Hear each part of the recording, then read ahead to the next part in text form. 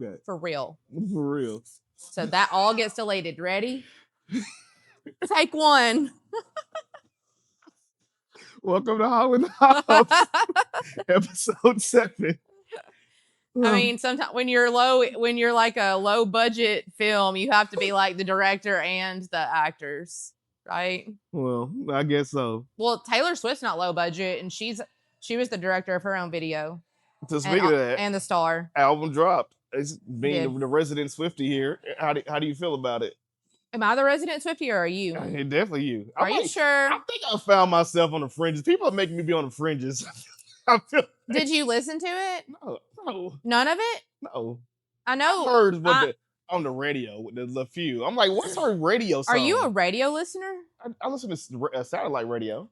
Oh, okay. So my kid is in the car, my daughter. Yeah. I normally listen to the hit station. Okay. You know, it plays a lot of pop stuff. Yeah. So I've heard a few of the songs. Yeah. But they playing like several. So what is her main song right now? I'm not sure because I do not listen to any radio. Like I listen to Spotify. The one with the O. That's been the main one I think been played. The which one? Probably the Fate of Ophelia, which is with the video. That's the song I've heard. Because that was the one she released a video, so I guess that'd be her that's her radio. That's her radio single. song. That's her single. But little known about me, like I have many very specifically curated playlists on Spotify. I'm basically a DJ / connoisseur of playlists.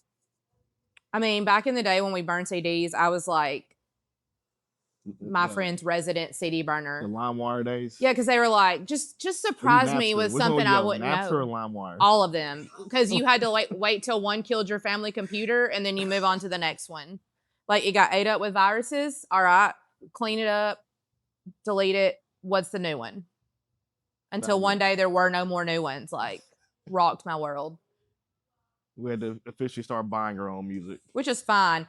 I feel like I don't mind if I have to get rid of any other subscription services, the one that's staying above all is going to be Spotify. I'm a YouTube music person. I feel like Google already got all my Is that a streaming service?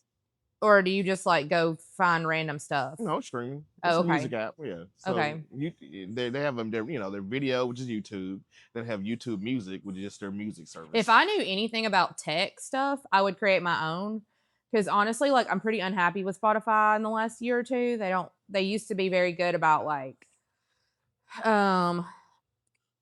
playing. Okay, like when your playlist runs out, like playing you more stuff that's similar and like.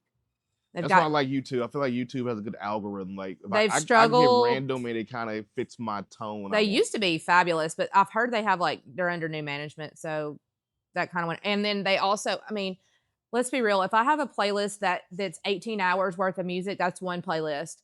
I don't want to hear the same song twice unless I go try and listen to it on my own again. You know what I mean? Like the same song should never replay if I have an 18-hour playlist, right? That's true. I agree with that. So that's my main beef with them. Speaking of 18 hours, I woke up Taylor drop day, and my wife, she gonna say, I've already listened to it for 3 hours. No, we were texting. I like 3 hours. Who listened to one album for 3 hours straight? No, I did too. We had already listened to each song approximately 3 times a piece. We had already analyzed who they were about. And we had already found our favorite little lyric segments, and we were texting about it already. I woke up to a screenshot of a lyric. I'm like, I'm just waking up, so my mind ain't even. What time do you wake up? It depends on the day, about 8 or 9ish. Depends if I have something going on or not. If I don't have anything going on, about 9 is when I normally get up. Wow. Yeah, I woke up to a Taylor screenshot. I'm like, I'm not even computing what it even is. Then she tells me she's been on it for 3 hours. Then she tells me it might be my favorite Taylor album ever. I was like, okay, Jesus, calm down. I mean, it's a bop. Calm down. The whole thing's a bop. I'm like with an album, I'll listen to it one time throughout. Yeah. And then it's like wine, you gotta let it marinate. Like you pop a bottle of wine, you gotta let it, breathe for a bit. You gotta let it breathe. I can't go back to back to back. I gotta I don't really know what you mean about you have to let it breathe. Yeah, I can't just go back to back to back. I don't know. You gotta, you have the first listen, you have to keep it in order. Yes. Because albums, to me, a quality album is one that's cohesive. Like one song flows into the next. Right. I don't want a bunch of random songs. So like I'll let it play through, even though I was busy doing other stuff like making lunch, all that mess, and then I'm having to answer questions, I'm having to be a mom. Good grief! I'm like, can you just let me listen? Just kidding. And then I get it to myself on my walk, and so How many tracks? Also, there's only 12 tracks. Okay, I like that. Which is like what original CDs were, and so, but I feel like artists now, because so much music is streamed, a lot of times, so much out. So many songs at once, and I preferred the 12 because like I felt like they were 12 quality versus sometimes she's put out a whole lot, and there's usually a few that I'm like, I can do without that. That's my idea of a good album. Give me 10, 12 of your best songs. Yeah. Don't give me 15 to 20 and I'm skipping 5 of them. Because when I was the CD burning queen, like you had a time limit, you got to pick and choose. You might have to get rid of one, when you're making, like, I think 13 max was what you could get on a CD back in the day. And not to, throw any kind of dart at them, but that's my issue with Drake albums. It'd be like 20 songs. I'm not going to say listen. But it's not just him; it's like everybody. It's a lot of them. But I'm saying, yeah, but even Taylor's last album. He's too good to have that many songs. Like shorten it up. Give me your best. Yeah, even Taylor's last album was like 20 or something, and there was a few that they weren't necessarily bad. They just were like lackluster, just not very memorable. Give me your best. All right, so y'all two like it. Yep. Y'all are the same age demographic. I feel like it's an age split on who like it, who don't like it. So I've already analyzed this. Taylor Swift is like me and Tiffany, an elder millennial. Mm-hmm. So therefore, that's why we relate best to her, because we have been through the same stuff around the same time that she has. And this album was, when she told us who the producers were, we already knew it was going to be like more poppy, more upbeat. Her 1989 album had a lot of very 80s, like vibe, electronic-y vibe music. More dance music. Which is not, the 80s just wasn't my personal favorite genre of music. This one feels like 90s summertime. Like, and there's people like, oh, the lyrics were stupid. They weren't deep. I'm like, can she just have a good time? Like, can she just be like happy and in love and silly and have a fun album? Can we not? Do we have to be so deep, especially when like the current life that we're in is so heavy and deep? Like, can we not just have like a bop? They're used to breakup Taylor. We need, now she in fun Taylor. That's fine. She didn't lose her depth. She just was in a different mood, a different vibe. Can y'all just have fun? Yeah, me looking at the comments and seeing it, I was like, okay, this is like her grown woman album, and I feel like the younger women, it didn't click with them. She's always unapologetic. She's just like, this is where I'm at right now. There was one song where she even referenced her best friend from high school that was like, she's talked about in some other songs, like when she was younger. And she said it was like a very reminiscing of like high school nostalgia days. And then like she mentioned Abigail, her best friend, because like we true Taylor fans, the original fans, we know that her best friend's Abigail, like we know that because we're all best friends with her. I caught a couple bullets this weekend too with Taylor because I saw, one of the things, apparently she's referencing Kelsey's ex. And to me, I was like, I saw a lot of women jumping on while she talking about her. I could have sworn for the past year through my social medias, I have seen Kelsey's ex mention their relationship. I've seen stuff. I've seen bits and pieces of her mentioning stuff about them too. I'm like, I don't feel like Taylor's just gonna throw her name out there. Or she never throws a name out there. It's a reason she's mentioned her, like because she's had to say something about her. She ain't randomly, I'm thinking about you. Let me talk about you. Or, I feel like one of the best parts is when she does mention, like when she does talk about people, whether it's like an ex or a girl or beef or whatever, she never mentions names because if you think it's about you, it's about you, Like back in the day when we used to like leave away messages with like these song lyrics where we were all emo, like,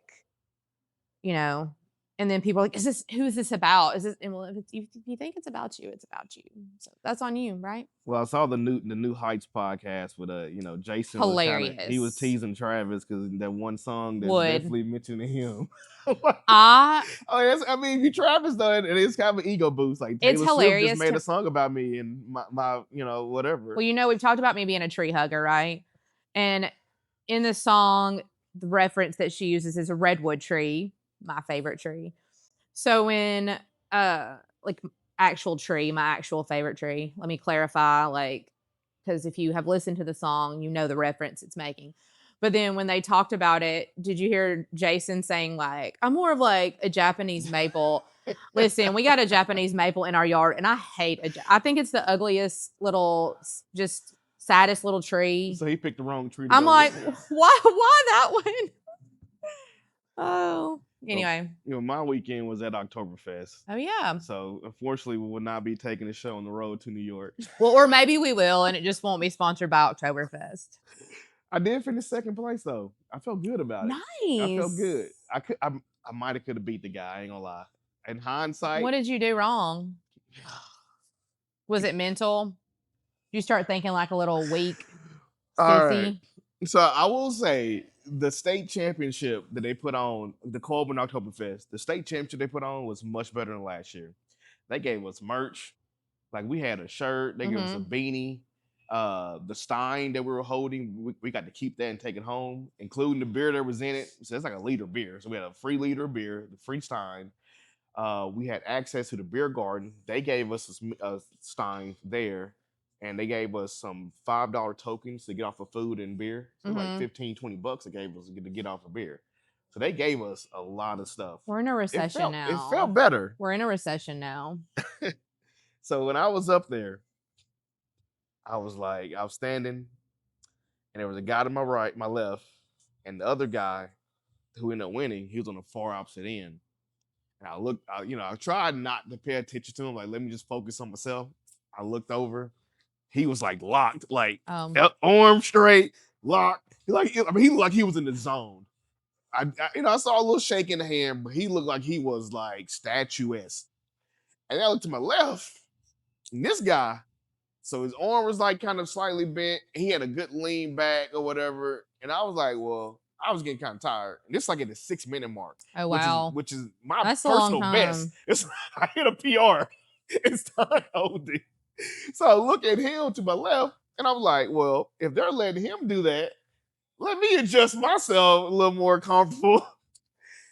And then like a few seconds later, the dude says the competition is over. I'm like, huh? The judge in front of me, like, you're out. I'm looking like, what about him? She says, he's been out. He just ain't put his Stein down yet. I was like, no. Do you know what the moral of this story is? I'm so hurt when she said Comparison is the thief of joy. I was hurt when she said that. He's been out. He just ain't put it down yet. I was like, if y'all don't take anything else away from today, comparison is the thief of joy. And then after the end, it's like walking, after the competition, I went and got me a funnel cake. Made myself happy. Did it work? No, it made it worse because I went and got my funnel cake. And I'm walking back to where I was going, and I see the guy that won. He stops me. He's like, "Man, I thought you had me." I was not like, "Nah, dude, you lucky you were locked. Like, I don't know. You lucky you was good." He gonna say, "I was ready to go any second." He said, "My knees were shaking so bad, I could see your knees." He said, "My knees were trembling under the table." So from here on out, the lesson is also like, just don't worry about, just focus on yourself. Find you like a good, happy place mentally. That is 100. In my mind going into it, that's what I told myself. Let me just focus on me, not worry about anybody else. Because I didn't think I was going to even be top 2, top 3. I was like, let me not look at what's around me. But then once people start dropping, you see, for your peripheral start to see people drop. And then the host or whatever, MC of it, he's calling, 4 left, 3 left. And then, that's when you get the, oh, shoot, I might get this. And you start looking. You should have had me there as a coach. Like, focus forward. We're going to New York. But I would say too, but they got to change next year for the Coleman Oktoberfest. If you listen to this, don't allow people to come right up to the front of the stage. The issue is they allow people to come to the front, so they got the audience out, but then they let people come to the front of the stage and they're yelling and cheering. Well, you can't hear the judges right in front of your face. It's drowning them out. So I didn't even hear that I had like one strike left or whatever from the judge. I never even heard her because the people and the guy who got out next to me, he probably didn't hear her either because he was still standing there. So more than likely, he didn't hear her call him out because all these people are screaming and yelling and it's overshadowing the people that are standing in front of you, telling you what you're doing. I mean, what do you expect? To fix yourself. So, but I feel like now. Well, still, number 2 is awesome. How many? It was 15 people. But I will say, me getting 6 minutes. That's pretty impressive. I feel like I shouldn't lose here. No one has gotten 6 minutes. I cleared 6. I know nobody here has gotten 6 minutes. Not the right way. Is there like another one you can go compete in? It'd be next year. I have to wait until 2026. Which that was a prize for. The prize was for Oktoberfest in New York, September 2026. So next year I might go back for my 3-peat. Go with 3. I mean, I feel like we could still go to Oktoberfest in New York. I'm just saying. Well, this weekend for y'all, AU people, Georgia. Oh. It's supposed to be a big game. Yeah. Cam Newton get his jersey retired. Yeah. How was the Cam days as an Auburn fan? So I feel like as a non-Auburn person. So good. He was people, I think people undervalue how good Cam was. He was so good. He was the entire team. He was the entire offense. Don't discount his one lineman. He had his one offensive lineman. He was most of the team except for he could not have been there without Nick Fairley also. That was his one lineman that really did the job for him. He was truly Superman. He was. He was in Auburn. He was. Truly a Superman. Yep. I mean,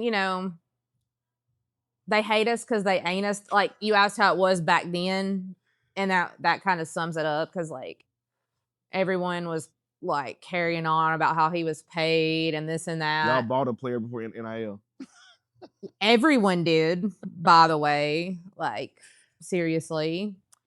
I mean, I've talked to college athletes from back then who were like, oh yeah, they were paying people for sure. Like, I have it on record. Of course, I would never say who, but I am pulling for Auburn to win this game. For one, because they got cheated in the Oklahoma game. They did. And I feel like last week they lost. It's like a carryover effect. They had that bad loss, and you carry up next week and just couldn't muster up the willpower to do what you need to do. But I'm pulling I want them to beat Georgia. And I've seen a couple of college football analysts have picked Auburn for the upset.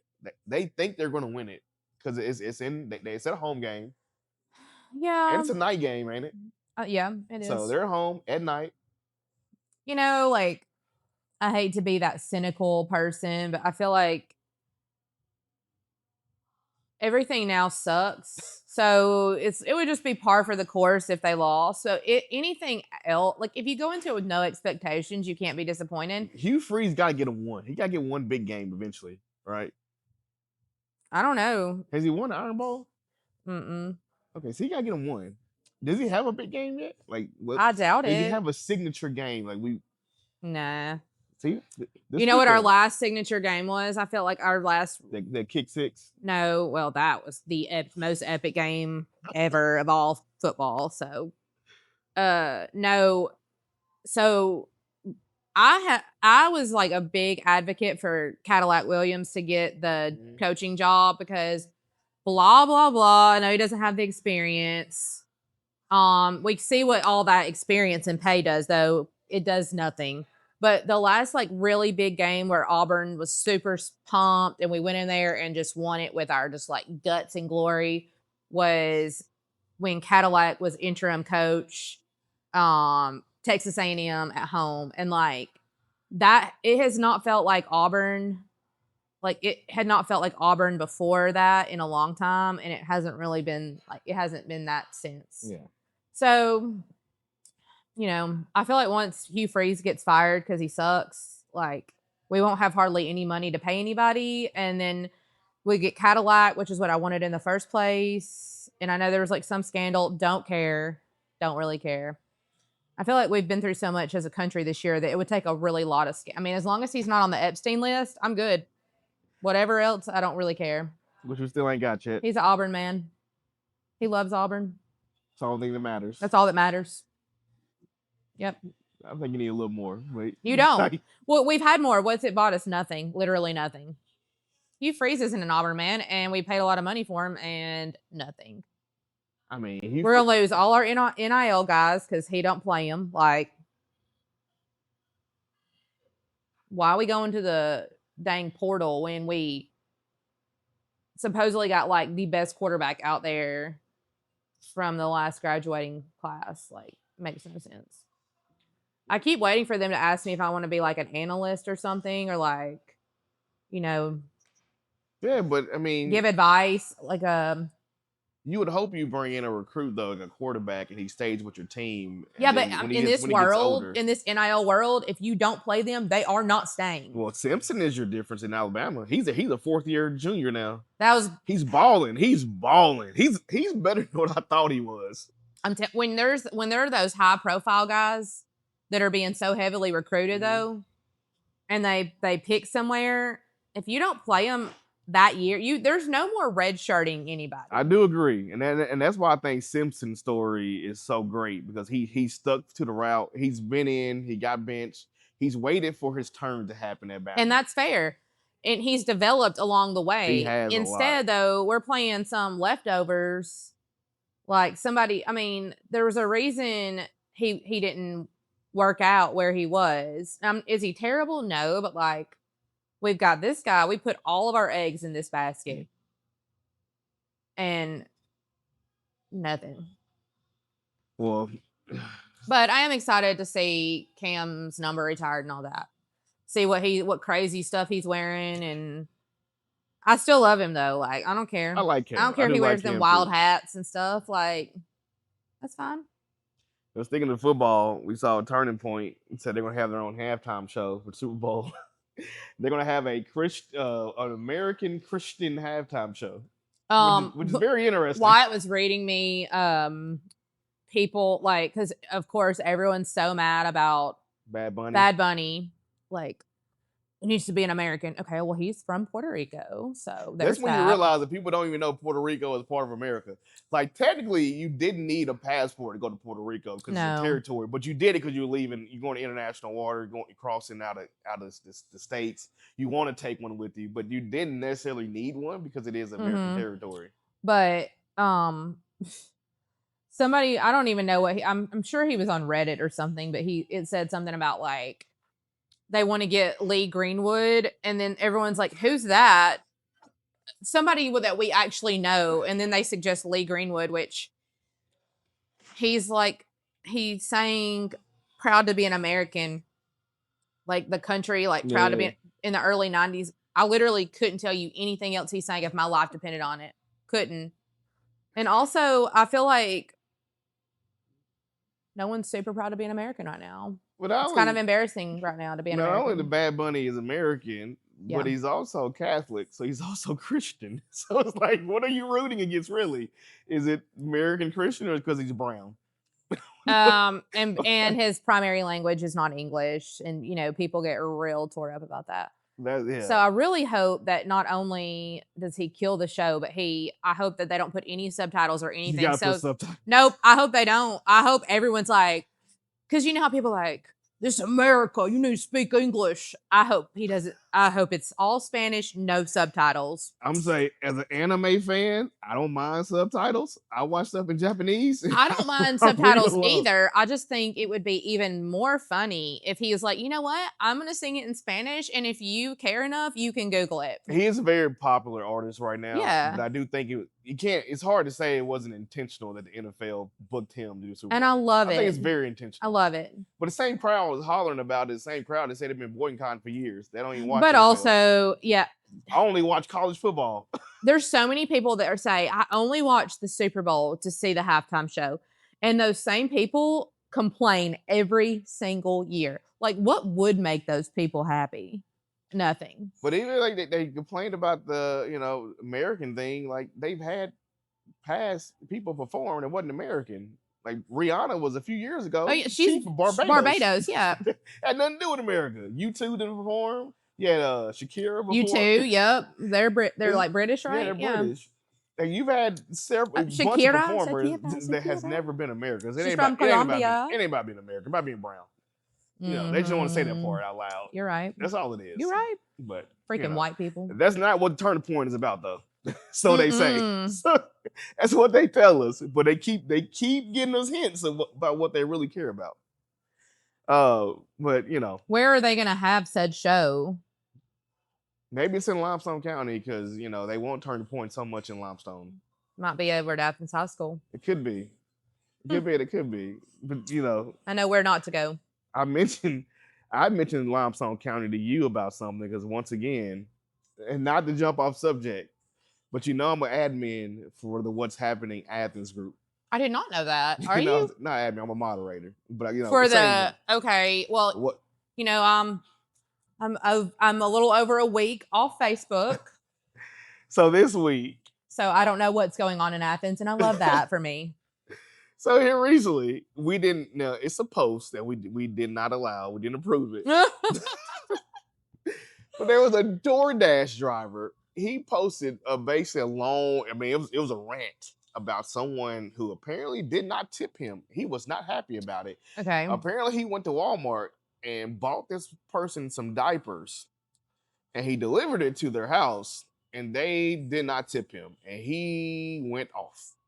I mean, he called them fat, lazy, yada yada yada. I hope the next time you need diapers and someone goes and buy them for you that they're sold out and your baby can't have diapers. Well, yeah, stand up guy. Cool. He even went far enough to post the person's name and address in the post. And that's why you didn't approve it, right? Yeah, correct. Okay. I'm like, come on now. But I'm like, why are you gonna put this woman's name and address on the internet as a door? And I do agree, tip your drivers. They don't they really don't make it hardly anything delivering it. But like, you don't put someone's name and address on the internet because you mad they didn't give you a tip. Yeah, because I mean, like, you know, I love to play the devil's advocate. Maybe they couldn't.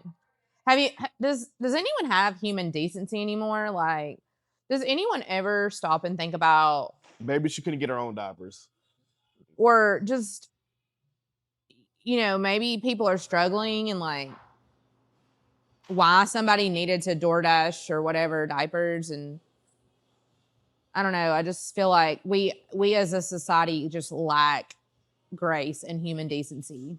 And even something like that, if someone's to me delivering diapers, I'd be like, okay, they really need this, you know? Right? It's not like they spent $25 extra to get Logan's delivered or something. Diapers being delivered might be an emergency situation. It might be, and that might have been all that they had. No extra, you know, like grow up.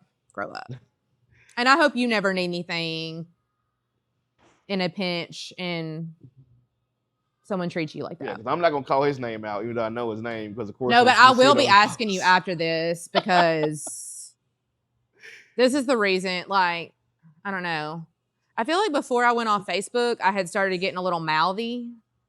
You know, like I never was one to jump in. Chirping back more. Yeah, I'm never going to be one to start controversy at all. But like, I felt like I was just jumping into these random arguments because people are just so unreasonable. And I felt like it was my duty. And then I was like, whoa. Like, I don't even know you. Why do I assume we would be able to have a reasonable conversation?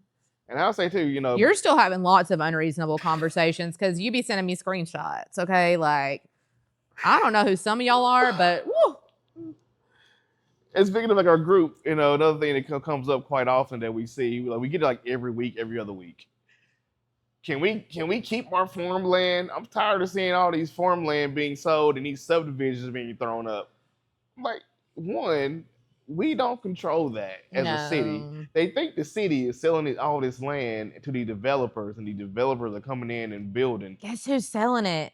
The farmers. You know why? Because it sucks to be a farmer right now because of the tariffs, because of your president.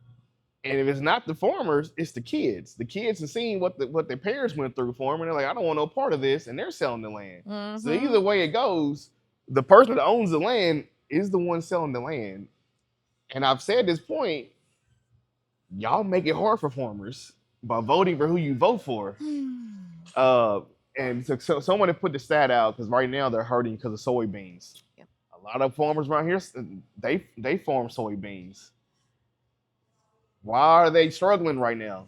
Because China buys a lot of soybean. They said 50% of the soybean grown in our country is exported. Yep. China is one of the biggest exporters of soybean. Mm-hmm. They're not buying. They're buying from South America right now. Yep.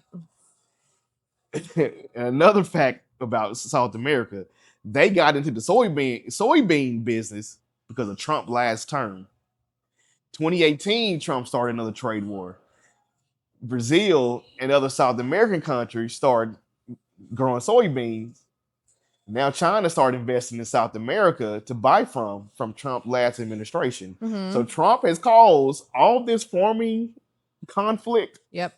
Is caused by your current president. Yep. Which he bailed him out his last administration. He bailed him out. Yep. And now we're talking about another bailout. You're also talking about you've got the Department of Agriculture, USDA is not able to work right now, along with the rest of the government. So yeah, like nobody's getting any of their like their subsidies or anything right now. But then you even like the money he cut. So when he got in office, he writing up all his executive orders. One of the things he froze and canceled was Biden giving farmers billions of dollars through his Inflation Reduction Act. Trump canceled that. Right. So it's like, do you really care about farmers? If you cared about them, you're voting. Well, you're voting against them. He did not. So it didn't cancel what had already been promised. Mm-hmm. So there's money, like, so these farmers have to qualify for this stuff. Like, they have certain programs that they will subsidize or whatever, and like you have to meet the requirements of that or whatever. And once you've met the requirements for that fiscal year, you're good to go as long as you continue to meet the requirements. So it didn't take away anyone's money that had already been promised the money. And the fiscal year starts in October. So it just is like it limited future.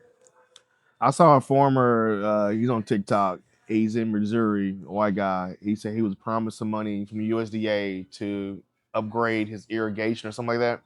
And he put in his own money to fix it. And he was waiting for the money to come. And then Trump came along. And they asked him from a scale of 1 to 10, how do you feel about, the likelihood of you getting that money? He said a 1. So he don't feel like he's going to end up getting paid out for the work that he put into his farm that he was, essentially promised. Real talk. We were talking about this earlier today. I would love to talk to somebody like a Trump supporter, someone who's still a Trump supporter, and ask, like, what is one thing that he's done this administration that's been beneficial or productive for the future?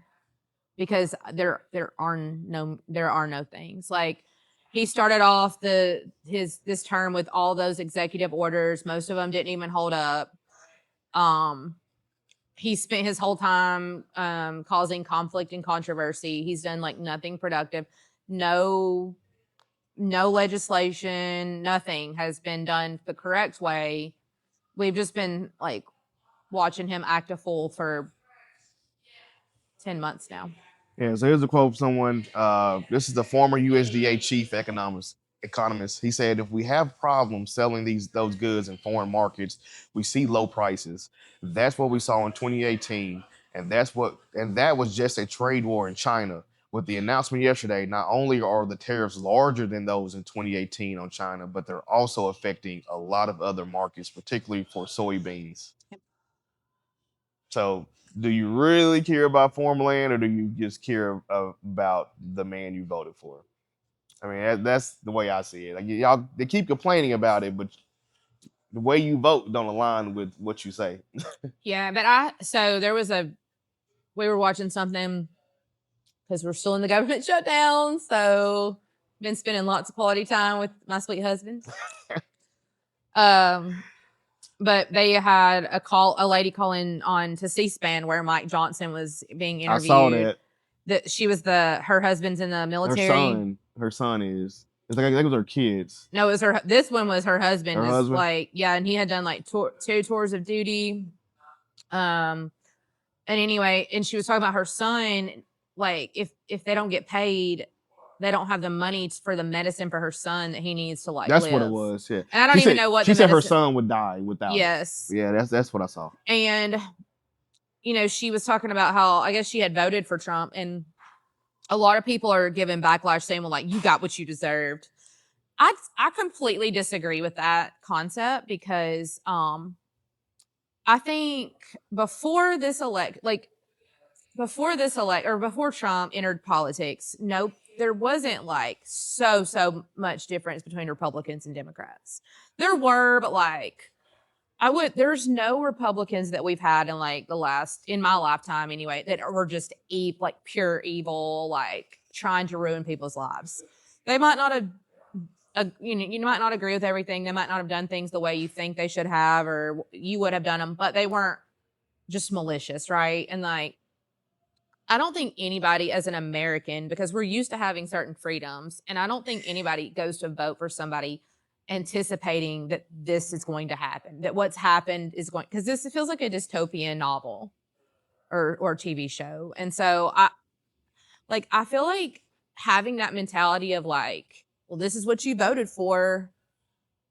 People can have situations happen where they're like, I messed up. Like, I made a mistake.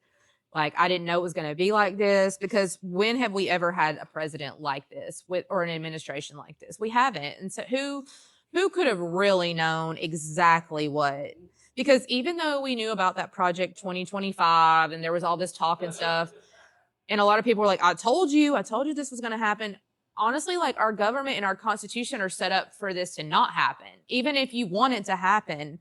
So who could have ever guessed? It's supposed to be set up right. It's supposed to be checks and balances. That the branches were going to all fail us. All the different branches were going to fail us. All our elected officials were going to fail us, even if it's what's best for their constituents. They've all failed us. Nobody saw that coming. Like, we all knew he was like he was, but maybe not. We didn't think everyone would fold to this. So, and it does, like, my heart goes out to those people. This shutdown definitely seems like it's come down to health insurance. Healthcare, yep. Healthcare. And so they put out a stat today, and they said that the states that are most effective if the GOP guts the ACA subsidies is Alabama, Mississippi, Tennessee, South Carolina, West Virginia, Texas, Wyoming, South Dakota, North Dakota. Who do those states vote for? All red states. All red states. Mm-hmm. The most effective states, if they lose these subsidies, are going to be red states. And a part of me do want to say, it's not to say that's what you voted for, but the Democrats, maybe you do just say, okay, reopen it, let them have what they want to have, and we pick up from the ashes. Because they're fighting for these states to keep their insurance, and they're going to blame, no matter what happens, they're going to look at them as the enemy. You're the problem. I don't appreciate what you did. There'll be no appreciation for it. So why give them that? Just hey. So I let you get what you want. This one person on Instagram, she's an activist, and she has like she talks to these people regularly. So she has like an in or whatever to be able to talk to some of these senators and stuff. And she said, like, inside scoop, they're holding tight because this isn't even about like being right or wrong. This is about if we as Democrats, is what they're saying, if we just like give in to like let this all go away or whatever, it's going to be so much worse for everybody than people realize. You even had Marjorie Taylor Greene come out and say, nobody in our Republican leadership told us this or gave us a way to get out. Even she's been speaking out against this. She said it's not about party lines. It's not about she's blah, blah, like, blah. This is affecting I have friends and family. My son is going to be affected by this. My constituents.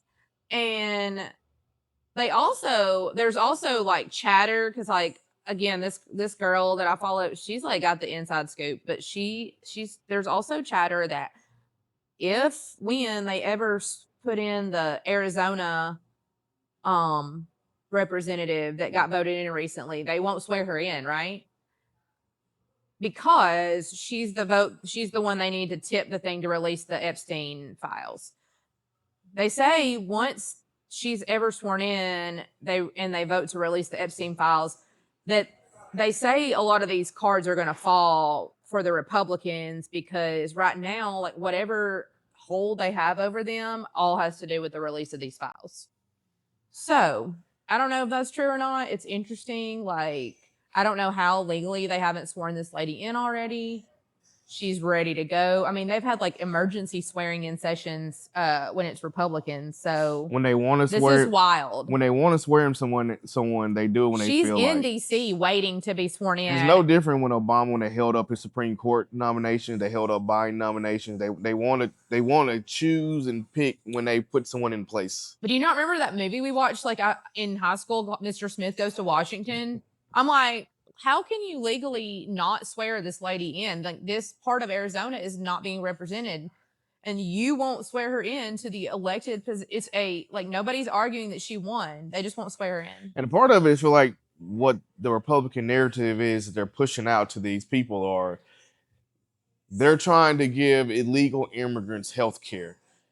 What it is, what these people are, what the population that I feel like are against this healthcare stuff, they don't realize that what they're talking about is someone illegal walking into an emergency room and receiving healthcare. Right. So it's like, what is your response to that? Is it for that person to walk into an ER and then just die? They just lay on a hospital floor bleeding out. Yeah, I think that's what they want. Let me check your immigration status before I treat you. Yeah. Or someone in the middle of a street, you just want them just to lay there and lose their life because they don't have health care. But doctors and nurses take an oath. They're treating you no matter what. Yeah. So I'm like, and for the most that goes with this narrative, most of them call themselves believers and Christians in this, but you're essentially saying, don't treat you because of what your status is of life. And like, also, let's just say that they were giving illegals, because I hate that word, healthcare. They're not, but let's say they are for the sake of the argument. It doesn't affect you. It doesn't affect me. It's a study. I think it's like 36, 39 states. They said illegal immigrants receiving healthcare services that are paid for by Medicaid is less than 1%. Yeah. Majority of people that are uninsured are citizens. Mm-hmm. More citizens uninsured than people are illegal. They're gonna like not turn any kids away for like all kids or whatever, but also I think people forget that like when you're born here you're a citizen, so that which he's trying to get rid of birthright citizenship for that reason, which is insane. But that's just another day. We're talking about pushing the Constitution. That's part of it. Like I said, he doesn't care about the Constitution. He's trying to rewrite the Constitution. He want to rewrite the rules to make his own rules, and that's part of the issue that we have. Yeah. But same with treatment of illegals, and it's a great segue, and kids. Pope came out and spoke against Trump. I think it's the second Pope. Second Pope. Yeah. That's why he didn't go to the funeral for the former Pope. He said J.D. Vance used to not die. What happened? They became older and older when they put him in. This is a younger Pope, so yeah, he's expected to last a lot longer. That's good. I hope he does. But he was beefing also with the former Pope, and that's why J.D. Vance went to the funeral and not him, because he didn't get along with the last Pope. So now, for the man who liked recognitions and awards, he's now had conflict with back-to-back popes. And honestly, like, who doesn't get along with a Pope? Who don't get along with? That should tell you something about yourself. If you can't find not one, but two popes that you've now had conflicts with, you can't find a pope you like. I mean, I feel like they're a very peaceful, that's a peaceful position. And I am not Catholic. Nope, and I will say I don't follow what the Pope says, none of that kind of stuff. But for the Pope to be against you is like you got to be doing something wrong. Because he's just not like coming out talking about all kinds of people he's against. No. It's not very. From what I saw, there was a bishop from El Paso. Okay. He went to the Vatican, and apparently he took letters to the Pope from people of immigrants. Okay. It was essentially them letters of them being scared. letters of being terrified. It's Catholics, fellow Catholics. Mm-hmm. He took these letters, and the Pope is now basically telling bishops in America to take care of immigrants. That's pretty much his message. Well, that was also Jesus's message, so. But from what he also said is, this is a quote from Pope Leo. Someone who says I am against abortion, but I am in agreement with the inhumane treatment of immigrants in the United States, I don't know if that's pro-life. Yeah. Absolutely. So I'm like, how do you end up where you voting for a guy and then your ideology is going against the head of Catholicism? Like, that's where we're battling now. Republicans versus Catholicism.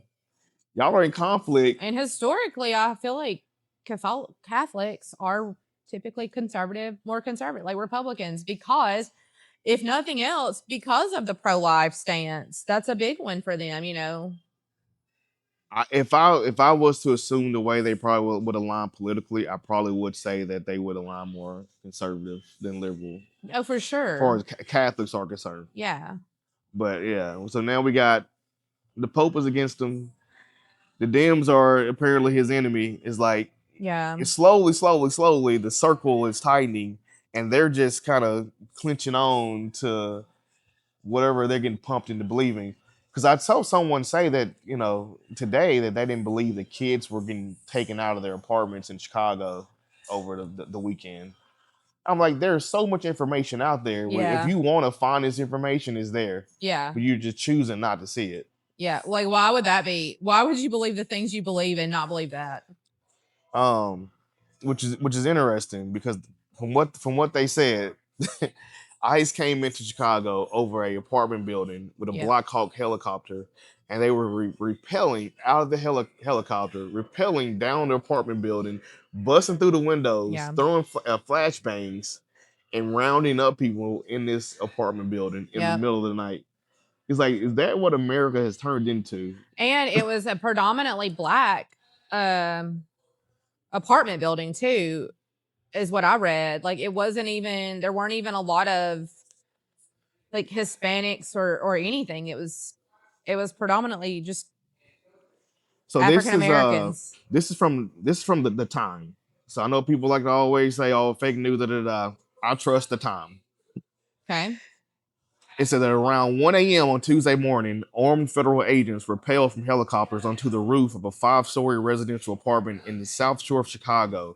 The agents worked their way through the building, kicking down doors and throwing flashbang grenades, rounding up adults and screaming children alike, detaining them in zip ties and arresting dozens, according to witnesses and local reporting. The military-style raid was part of a widening immigration crackdown by the Trump administration in the country's third largest city, dubbed Operation Midway Blitz. Yep. It's like now we have resorted to. At first, we were going to only get the criminals. Yeah. Now we far removed from that. Now we get, if you're brown, you're subject to being harassed. And I like how people really cling to that Second Amendment, but there's also the Fourth Amendment that's being completely overlooked here. I'm just wondering, how far are they going to take it? At what point are you saying, okay, enough is enough? Like, how much are you willing to sit by and watch? Because I made the point. I was like, I hate making the comparison, but Hitler had supporters. People turned into neighbors. They turned into friends. They thought what he was doing was right. Yeah. It's like civil rights. Everybody didn't agree with the civil rights. There are people that were opposed to it. We see the photos of integration and people standing outside screaming at the Black kids walking into schools. Yeah. They're still alive today. Yeah. Where are they at now? They still live among us. They're old enough to still be alive. Yeah. But are they out here saying I was against civil rights or yada yada? No. In 20 years, MAGA will be gone. You won't see flags. You won't see shirts. They'll be too embarrassed to say I voted for Trump. I honestly feel like that's already kind of going away as it is. Like, the people are still there. I haven't seen a MAGA flag or hat or anything in a minute. Like, there used to be one house that I can think of that had the most obnoxious flag, like flying off the front porch. There's less and less. I remember that gone. I remember that one guy lived across from Lindsay Lane Church had That's a big old flag. I'm thinking of. That's the one I was thinking of. Gone. No, not even a little one to replace it. Like, it's gone for real. Just a regular old house now. I'm gonna end on this with the Chicago kids. The Illinois governor, he accused federal agents of separating children from their parents, zip tying their hands, and detaining them in dark vans for hours. Videos of the raids show flashbangs erupting on the street, followed by residents of the building, children among them being led to a parking lot across the street. Yeah. Photos of the aftermath show toys and shoes littering the apartment hallways that were left in the chaos as people were pulled from their beds by the operation that included FBI and Homeland Security agents. So not only did we bust through their windows, you also destroyed their properties. And it wasn't people that were guilty necessarily or did anything, committed a crime. You can't know that. Well, you just ran into their residence. It's funny and took them. you mentioned about how people don't believe it, but like, have you seen for both in Portland and in Chicago, they're using pictures from like other places and countries and saying like, this is war-torn Portland, this is war-torn Chicago. I'm like, these aren't even really pictures from these places. And not only that, but like, I mean, I've been dying. In Portland, those people are dressing up as like frogs and unicorns and like in this Victorian stuff where they're having tea parties. So violent. And they're doing like the stupid shuffle. I mean, these are the war-torn cities and like the fires and the riots and stuff. What else do people need to see? They just don't want to. If you don't see it, you just don't want to see it. You're choosing to see what you want to see and ignore what you want to ignore. Yeah. And like I said, and honestly, you've got people here that are outraged that like they weren't tipped for delivering diapers. Can you imagine if this kind of behavior was happening here in our city, how people would feel about it? Like, what I keep saying, he keep mentioning this Insurrection Act. That's his goal. Yeah. He's not saying it to troll. He's not saying it to play. What he wants to happen is Portland, these cities that protest, that they don't just sit there and watch, at Chicago, LA, he wants violence to happen. Yeah. So that he can have a reason to say, I'm invoking the Insurrection Which is Act. exactly why they're not giving him violence. That's what he's hoping for. Yeah. I hope they don't give it to him. They're not. And they're making extra effort to not have any violence so that the rest of America can see like, y'all, we're fine. We're good out here. We're good here. This is made up. But I would say, end this podcast on a good note. Yeah. Is there such thing anymore? Yes. Okay. Speaking of Chicago, they were named the best big city in the U.S. for the 9th consecutive year. Yeah, I mean that tracks. So it was by Condé Nast Traveler. Yeah. The vote was for 2025 Readers' Choice Award. So it was from actual people. Yeah. Not, some kind of journalist, whoever they might want to say, oh, it's fake. It was from readers. Yep. This recognition is based on over 750 votes from readers who praise the city's rich mix of culture, architecture, dining, and hospitality. It's a great city. It really is. I've been several times. I've done St. Patrick's Day there. They dye the river green. It's wild. It's super fun. It's a very cool city. It's real. It's because you're like kind of in the Midwest area. It's like very spread out. So it's not super packed in like New York City is, for example. It's just really cool. Now, are there bad parts? Sure. I'm sure there are. I didn't go to any of them because like, why would I? It's a cool city. And then the Mayor Brandon Jennings, he says this emphasized that this honor showcases the creativity and resilience of Chicagoans, stating this recognition is a testament to the people of Chicago, their welcoming spirit, creativity, and grit. I hope they keep that grit. I hope all these cities, I mean, even Portland and their weird grit. I hope all of these cities like hang tight, stick in there. Like there's lots of people cheering for them to do well and get past this. And just one other note on Chicago that I didn't even recognize, so now reading, Chicago was ranked 11th in Time Out's list for best cities in the world for 2025. Speaking of rankings, I want to point out that we were called idiots, which is terrible, right? Maybe, but I was like, look at us reaching across like a broader spectrum to where people think we're idiots and feel like they should tell us that we're idiots. Hey, all comments are engagement. I said thank you for watching. Yeah, I take all engagement. Appreciate it. Like I have a friend that does we'll call her an influencer. She always is like some people love her, some people will trash her. And she's like, thank you all for the engagement. You're boosting my numbers. Taylor said the same thing this week. So thank you. Thank you all for calling us idiots. Hopefully see y'all next week. Yeah. And all the ones who didn't call us idiots.